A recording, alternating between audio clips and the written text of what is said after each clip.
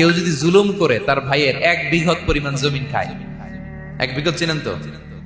এই যে আমার এই আঙ্গুল থেকে এই আঙ্গুলটা, এটা টান টান করলে যতটুকু জায়গা, এটার বলে 1 বিঘত। শিবের আরবিতে বলে শিবের। হ্যাঁ, মান যালামা কিদা শিবের। বিষ্ণু বলেন এই 1 শিবের 1 বিঘত জমি যদি কেউ অন্যায়ভাবে জুলুম করে তার ভাইয়ের কাছ থেকে খায়, কিয়ামতের দিন তুবিকা আলাইহি সাবউ আরাদিন, এই 7 জমিনকে আল্লাহ তাআলা তার ঘাড়ে চাপাবে। খা এবার খা।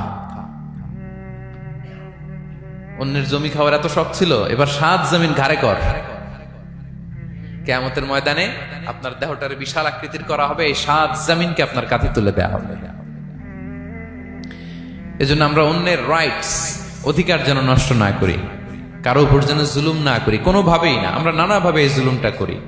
আমরা প্রায় দাদার সম্পত্তি থেকে ফুফুদেরকে বঞ্চিত করি, বাবার সম্পদ থেকে বোনদেরকে বঞ্চিত করি।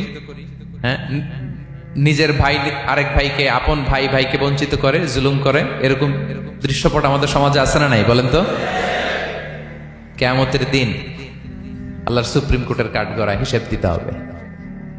আর এই জালিমদেরকে আল্লাহ তাআলা পছন্দ করেন না।